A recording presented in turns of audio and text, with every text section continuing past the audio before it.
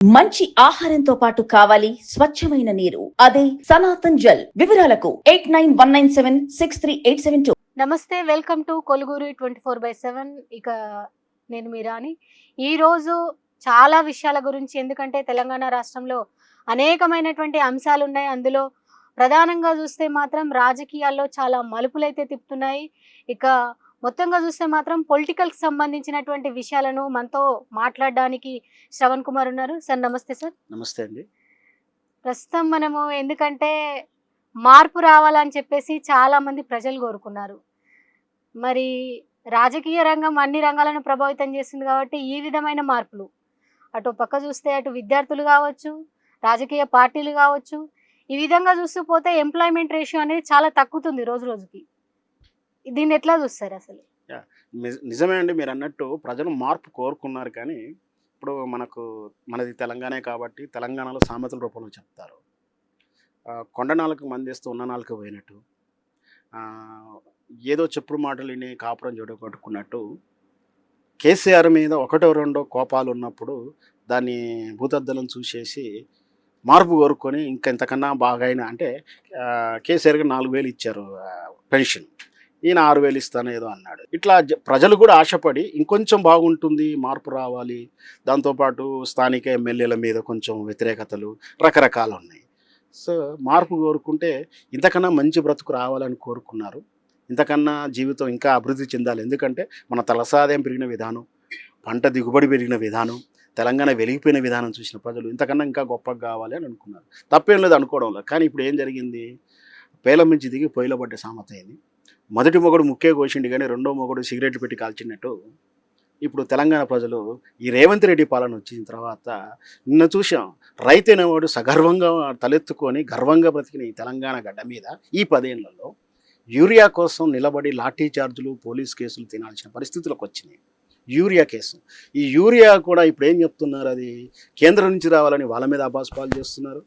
వాళ్ళేమో మేము పంపించామని కాంగ్రెస్ పార్టీ వాళ్ళు చెప్తున్నారు.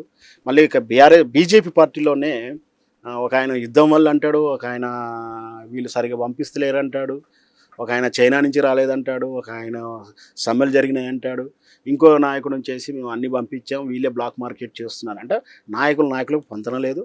ఎవరేం చెప్పినా కూడా నా తెలంగాణ ప్రజలు, మన తెలంగాణ ప్రజలు, మన తెలంగాణ రైతు బిడ్డలు నష్టపోతున్నారు. ఈ విషయంలో మాత్రం బీజేపీ ఒక అంశాన్ని అయితే ఒప్పుకుంది. ఎందుకంటే యూరియా కొరత ఉన్న మాట మాత్రం వాస్తవమే అని చెప్పేసి వాళ్ళ మాటల ప్రకారం ఇండైరెక్ట్ గా కొరత ఉన్న మాట వాస్తవమే. నిన్నటిదానికి ఏం చేశారంటే ఏదో బీఆర్ఎస్ పార్టీ కార్యకర్తలు పోయి లైన్ నిలబడి వీడియోలు చేస్తున్నారు, కానీ నిజంగా రైతుకు అందుతుంది అంటున్నారు. కానీ అక్కడ చూస్తే రైతులంతా కూడా చెప్పులు కార్డులు పెట్టేసుకొని నిద్రపోతున్నాడు. ఇక్కడ ప్రాక్టికల్గా చాలామందికి ఎందుకు ఇంత కోపం వస్తుందంటే తెలంగాణలో 70%, 60% ఒరిజినల్ రైతులు ఉంటే ఓ 40% కౌలుకున్నారు, కౌలుదారులు పనిచేస్తుంటారు. అంటే ఇప్పుడు ఆ కౌలు భూమి అంతా కూడా యజమాని పేరు మీద ఉంటే యజమాని లైన్లో వచ్చి నిలబడాలి, యజమాని ఆధార్ కార్డు వచ్చి నిలబడాలి. ఎక్కడో హైదరాబాదులోనో ఎక్కడో గవర్నమెంట్ టీచర్గానో గవర్నమెంట్గా పనిచేస్తున్న యజమానులు మళ్ళీ ఆ పల్లెటూరుకు, ఆ మండలానికి వెళ్ళాలంటే ప్రాక్టికల్గా వెళ్ళడానికి ఇబ్బంది పడుతున్న పరిస్థితులు. వాళ్ళు రారు, వాళ్ళు సహకరించరు, వీళ్ళ పేరు మీద వాళ్ళకు యూరియా రావడానికి కూడా ఇబ్బంది. అంటే ఎటు చూసినా కూడా తెలంగాణ రైతు ఒకవైపు కరెంటు బాధలు ఉన్నాయి, ఇంకొక వైపు కాళేశ్వరం కూలేశ్వరం అని చెప్పేసి దాన్ని నీళ్ళు ఆపేశారు. ఇట్లా తెలంగాణ రైతులు చాలా ఘోషపడుతున్నారు. పడుతున్నారా లేదా అంటే నాలాంటి నీలాంటి వాళ్ళు కాదు, రేపు రాబోయేటువంటి స్థానిక సంస్థ ఎన్నికల్లో లేదా రేపు వచ్చేటువంటి ఉప ఎన్నికల్లో ఖచ్చితంగా ప్రజలకు స్పష్టంగా చెప్పబోతున్నారు. కానీ ఇప్పుడు ఎందుకంటే మనం రైతులను చూస్తున్నాము, విద్యార్థులను చూస్తున్నాము, నిరుద్యోగులను చూస్తున్నాము, గృహిణీలను చూస్తున్నాము, దాదాపు అన్ని జనరేషన్స్ వాళ్ళని మనం కంటిన్యూగా చూస్తున్నాం. కానీ క్రమక్రమంగా పెరిగే కొద్దీ మనకు ఎడ్యుకేషన్ రేషియో పెరగాలి, తర్వాత ఎంప్లాయ్మెంట్ రేషియో పెరగాలి. మరి దేశంలో ఎక్కడ చూసినా కూడా ఎడ్యుకేషన్ సిస్టమ్ కానీ ఎంప్లాయ్మెంట్ సిస్టమ్ కానీ చాలా డే టు డే గ్రోత్ అవుతున్నటువంటి సిచ్యువేషన్ ఉంది. మరి తెలంగాణలో ఎందుకు ఈ విధంగా కిందికి పడిపోతుంది అనుకోవాలి? మంచి ప్రశ్న అడిగారండి. మనకు వాస్తవానికి ఆర్థిక రంగం నుంచి మనం ఆర్థిక కోణంలో చెప్పదలుచుకుంటే సమాజం అంతా కూడా 2 ప్రధానమైన సెక్టర్స్ పనిచేస్తుంటాయి. ఒకటి రైతాంగము, రెండవది రియల్ ఎస్టేట్ వ్యాపారం. ఈ 2 రంగాలు బాగా ఉన్నప్పుడు అన్ని రకాల వ్యాపారాలు బాగా జరుగుతూ ఉంటాయి. రియల్ ఎస్టేట్ దెబ్బతింది, రైతాంగం దెబ్బతింటుంది, పని లేదు, దీంతోటి వ్యాపారాలు నడుస్తలేవు. ఏ రకంగా చూసినా కూడా రియల్ ఎస్టేట్ పడిపోయింది. ఇవన్నీ పడేసరికి ఉద్యోగ కల్పన పోయింది. ఈ నెగటివిటీ పీరియడ్‌లో ఇన్వెస్టర్స్ రావడం గానీ, కొత్త కంపెనీలు రావడం గానీ కష్టంగా ఉంటుంది. ఇప్పుడు ఈ పరిస్థితుల్లో ఆల్రెడీ కేసీఆర్, కేటీఆర్ గారి పీరియడ్‌లో రావాల్సినటువంటి మల్టీనేషనల్ కంపెనీలు చాలా వరకొచ్చాయి.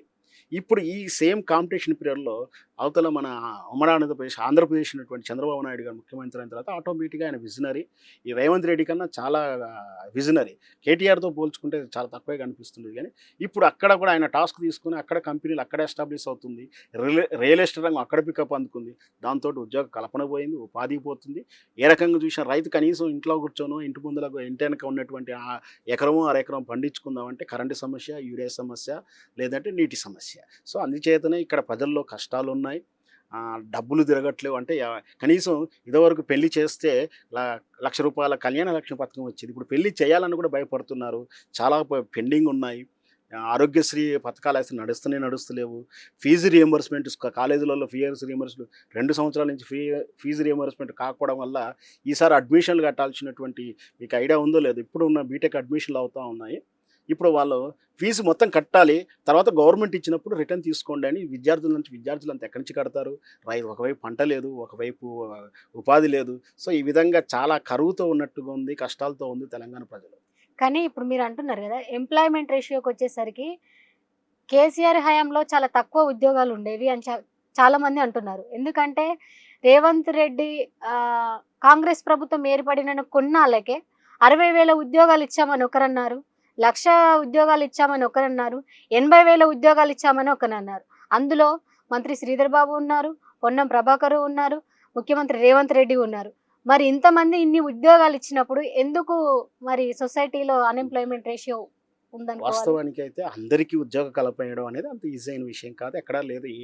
ఏ సమాజంలో కూడా, ఏ దేశం ఆర్థిక పరిస్థితుల్లో కానీ ఉండదు. సరే, అది వేరే కొనైనప్పటికీ ఈ 60,000 ఉద్యోగాలు ఇచ్చనడం అంటే, ఇక మనం ఏం చెప్పాలి అంటే, మందికి పుట్టిన పిల్లలు మా పిల్లలు అని చెప్పేసి ఇంట్లోకి తీసుకొచ్చుకొని 21 చేసేసుకొని నామకరణం చేసుకుంటున్నారు. అట్లా ఎట్లా ఉందో ఇది కూడా అట్నే ఉంది.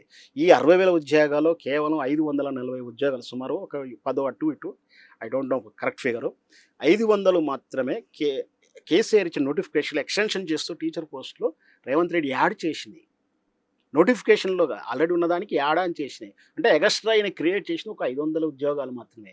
మిగతా ఉద్యోగాలన్నీ కూడా నోటిఫికేషన్లు కానీ, ఎగ్జామ్స్ కానీ, ఎగ్జామ్ దిద్దడం కానీ, ఇంటర్వ్యూలు కానీ, నిర్వహణ కానీ అంతా కూడా కేసీఆర్ పాలన జరిగింది. కేసీఆర్ పాలనలో ఉద్యోగాలు రావాలన్నమాట అబద్ధము. ఆల్రెడీ 11 లక్షల ఉద్యోగాలు క్రియేట్ చేసి ఇచ్చాడు. వాస్తవానికి అయితే మనం మొదటి నుంచి చూస్తూ ఉన్నాం. 1991 నుంచి కూడా సరళీకృత విధానాలు వచ్చిన కాడి నుంచి ప్రభుత్వ రంగ సంస్థలను ప్రైవేటు పరం చేస్తాం. ప్రభుత్వ ఉద్యోగ కానీ, ప్రభుత్వ సంస్థలని కొంచెం సెకండరీ కేటగిరీలోనే పెట్టారు కానీ ఎవరు కొత్తగా ప్రభుత్వ ఉద్యోగాలు కల్పించాలి, ప్రభుత్వ రంగ సంస్థలు పెట్టాలని చేయట్లేదు. అంటే ఒక రంగ ఉద్యోగాలని తగ్గిస్తున్నారు, ప్రభుత్వ రంగ సంస్థలు అమ్మేస్తున్నారు. ప్రభుత్వ ఎంప్లాయ్మెంట్ కన్నా ప్రైవేటైజేషన్ చేయడం, అంటే బిఎస్ఎన్ఎల్ నుంచి మనం ఎట్లా అయితే జియో లాంటి ఇట్లాంటి ప్రైవేట్ సంస్థలను వాటి ఎంకరేజ్ చేస్తున్నారు. అంటే ప్రభుత్వం తరపున ఉద్యోగ కల్పన అనేది సెకండ్ ప్రయారిటీ ఇచ్చారు. ఆటోమేటిక్గా పెన్షన్ స్కీమ్ కూడా తగ్గిస్తున్నారు. ఈ తరుణంలో మళ్ళీ కొత్తగా ఉద్యోగాలకు రావాలని ఆశపడడం అంటే కేవలం అది యువతను మభ్యపెట్టడం అవుతుంది. అయినా సరే కేసీఆర్ పీరియడ్లో గురుకురాలు పెట్టడం ద్వారా కానీ ఏదో రకంగా అయితే హెల్ప్ అయితే చేశాడు, ఎన్నో అన్ని చేశాడు. కానీ చేయలేదని ఒక పేరు వచ్చింది. ఆయన చేసిన వాటికి చెప్పుకొని పబ్లిసిటీ రాలేదు, కానీ రాని వాటికి ఎవరు పబ్లిసిటీ. కానీ కేసీఆర్ హయాంలోనే గురుకుల పాఠశాలలో మౌలిక వసతులు లేక చాలా మంది విద్యార్థులు ఇబ్బందులు పడ్డారు. 700 మంది విద్యార్థులు ఒకే టాయిలెట్ను యూజ్ చేసినటువంటి సిచ్యువేషన్ ఉంది. ఏకంగా తన మన్మడే వెళ్ళాడు అక్కడికి, స్కూల్కి. మళ్ళీ హాస్పిటల్ చూస్తే ఇబ్రహీంపట్నంలో దాదాపు 25 మంది బాలింతలు డెలివరీ అయిన తర్వాత ఎట్లాంటి అర్హత లేకుండా ఉన్నటువంటి అక్కడ వైద్యులను నియమించడంతో 25 మంది బాలింతలు మరణించారు. దీన్ని ఏ విధంగా చూస్తారు అసలు? ఖచ్చితంగా అంటే ఇప్పుడు మనది తెలంగాణ ఏర్పడినప్పుడు మనం చాలా వరకు అధికారాలకు కానీ అడ్మినిస్ట్రేషన్కి దూరంగా ఉన్నటువంటి విధానం మొదటి నుంచి కూడా, అంటే కీలకమైన పదవులు కానీ, కీలకమైనటువంటి మంత్రివర్గం కానీ ఆంధ్రుల చేతుల్లో ఉండేది. అంటే వ్యవస్థ మీద, ఆ వ్యవస్థలో ఉన్న సిబ్బంది మీద కానీ ఆ పని విధానంలో గ్రిప్పు తెచ్చుకోవడానికి టైం పడుతుంది. అయినప్పటికీ ఇక్కడ 10 ఏళ్లలో ఎన్ని రకాలండి. ఒకరి వైపు ప్రజల సంక్షేమం కోరేటువంటి పథకాలు, ఒకవైపు దీర్ఘకాలిక ప్రణాళికల కోసం కాళేశ్వర్ లాంటి మహా ప్రాజెక్టు. భారతదేశంలో ఇంతవరకు అంత తక్కువ పీరియడ్లో కట్టిన ప్రాజెక్ట్ లేదు, అంత విస్తృత ప్రయోజనాలు కలిగిన ప్రాజెక్ట్ కూడా లేదు. ఇది ఇట్లా ఎన్నో పథకాలు వేసుకున్న క్రమంలోనే విద్య దృష్టిలో కూడా వాస్తవానికైతే నాకున్న అవగాహన ప్రకారం గవర్నమెంట్ స్కూళ్ళల్లో పిల్లలు చదవడానికి ఇష్టపడట్లేరు. ఒక విద్యార్థి ఉంటాడు, నలుగురు టీచర్లు ఉన్నటువంటి సిబ్బంది ఉన్నారు. పోనీ గవర్నమెంట్ టీచర్ వ్యవస్థను తీసేద్దామంటే అదంత ఈజీ అయిన విషయం కాదు. అట్లాంటప్పుడు ఈ వ్యవస్థను డిస్టర్బ్ చేయకుండా గురుకుల వ్యవస్థను క్రియేట్ చేయడం జరిగింది. ఆల్రెడీ కొంతవరకు ఈ ఎస్సీ కానీ, ఎస్టీ పిల్లలు కానీ, బీసీ సంక్షేమ హాస్టల్ కానీ ఇట్లాంటివి ఉన్నాయి. అయినా కూడా ఇంటిగ్రేటెడ్ సిస్టమ్ మారుతున్న కాలం ప్రకారం ఇంటిగ్రేటెడ్ అంటే ఇప్పుడు ప్రైవేట్ స్కూల్ అయిన నారాయణ లాంటి పోటీతో సమానంగా ఇంటిగ్రేటెడ్గా గురుకుల విద్య వ్యవస్థ పెట్టి దాంట్లో మైనార్టీలకు బీసీలు ఓపెన్ కేటగిరీలకు ఓసీ అట్లా పెట్టేసి నాకున్న అవగాహన ప్రకారం 100కి ఎక్కువ గురుకులాలు పెట్టారు. సో ఈ విషయంలో జరుగుతున్నప్పుడు ఎక్కడో అక్కడ కొన్ని లోటుపాట్లు ఉండవచ్చు.